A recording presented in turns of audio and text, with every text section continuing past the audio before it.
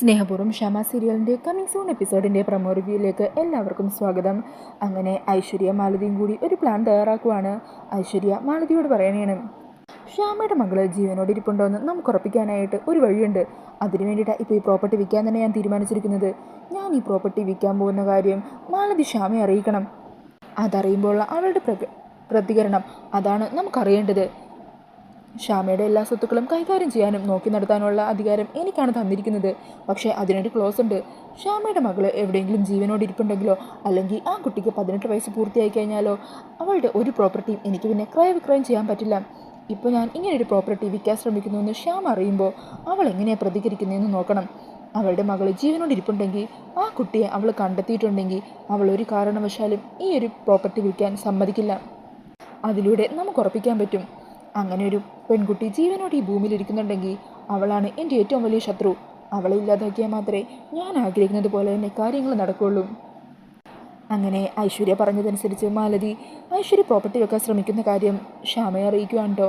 അത് കേൾക്കുന്നതും ശ്യാമ പൊട്ടിത്തെറിക്കുവാണ്. ശ്യാമ മാലതിയോട് പറയണേ, ഈ കച്ചവടം നടക്കില്ല. ഇതെന്നല്ല, എൻ്റെ പേരിലുള്ള ഒരു പ്രോപ്പർട്ടിയും വിൽക്കാനായിട്ട് ഞാൻ സമ്മതിക്കില്ല.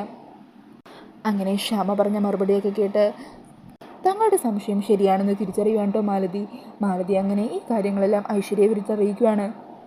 അതെല്ലാം കേട്ട് ഐശ്വര്യ പറയണേ, ഓ അത് ശരി, അപ്പോൾ നമ്മുടെ സംശയം ശരിയായിരുന്നു. അങ്ങനെ ശത്രു വെളിച്ചത്ത് വന്നു കഴിഞ്ഞു. ശ്യാമയുടെ ജീവിതത്തിൽ ഇനിയും കൊലപാതകങ്ങൾ കാണാനുള്ള ഭാഗ്യമുണ്ട്. പിന്നീട് കാണിക്കുന്നത് രാധിക സൂര്യയെ വീൽ ചെയറിലിരുത്തി അവിടെ വീടിൻ്റെ ചുറ്റുമുള്ള ഗാർഡനിലും മറ്റുമൊക്കെ വീൽ ചെയർ ഉന്തി ആ കാഴ്ചകളെല്ലാം കാണിച്ചു കൊടുക്കുന്നതാണ്. അങ്ങനെ സൂര്യയുടെ മനസ്സിന് സന്തോഷം കൊടുക്കുന്ന രീതിയിൽ രാധിക ഓരോ കാര്യങ്ങളൊക്കെ ചെയ്തുകൊണ്ടിരിക്കുകയാണ് കേട്ടോ. ഈ സമയം ഈ കാഴ്ച കണ്ട് പുറത്തേക്ക് വരുമായിരിക്കും കൽപ്പനയും പ്രിയങ്കയും ഉർവശിയും കൂടി.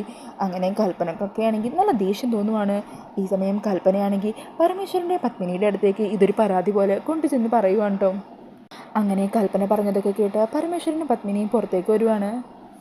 അങ്ങനെ അവർ പുറത്തേക്ക് വരുമ്പോൾ കാണുന്ന കാഴ്ച സൂര്യയുടെ ദേഹത്ത് എന്തോ വീഴുമ്പോൾ അതൊക്കെ തുടച്ചു കൊടുക്കുന്ന രാധികേനെയാണ് കേട്ടോ. അതുകൊണ്ട് ദേഷ്യത്തോടു കൂടി നിൽക്കുവാണ് പരമേശ്വരനും പത്മിനിയൊക്കെ. ഈ സമയം പരമേശ്വരൻ രാധികയോട് പറയണേ, അതെ, സൂര്യയെ പരിചരിക്കുന്നതും മറ്റുമൊക്കെ കൽപ്പനയുടെ അവകാശമാണ്, അതിൽ കുട്ടി കൈ കടത്തണ്ട. അങ്ങനെ ഒരു താക്കീതോടു കൂടി രാധികയോട് സംസാരിക്കുവാണ്. അങ്ങനെ പരമേശ്വരൻ്റെ ആ വാക്കുകളൊക്കെ കേട്ട് സങ്കടത്തോടു കൂടി നിൽക്കുവാണ് രാധിക. ഇത് കണ്ട സന്തോഷത്തോടെ ചിരിച്ചുകൊണ്ട് നിൽക്കുവാണ് പ്രിയങ്കയും കൽപ്പനയൊക്കെ. അപ്പോൾ ഈ ഒരു കമ്മിങ് സൂൺ പ്രമോ ഇഷ്ടമായിട്ടുണ്ടെങ്കിൽ വീഡിയോ ഒന്ന് ലൈക്ക് ചെയ്യാനായിട്ട് ആരും മറക്കല്ലേ. ഈ ചാനൽ സബ്സ്ക്രൈബ് ചെയ്യാത്ത എല്ലാ ഫ്രണ്ട്സും ചാനലൊന്ന് സബ്സ്ക്രൈബ് ചെയ്തും കൂടി സപ്പോർട്ട് ചെയ്യണേ. താങ്ക്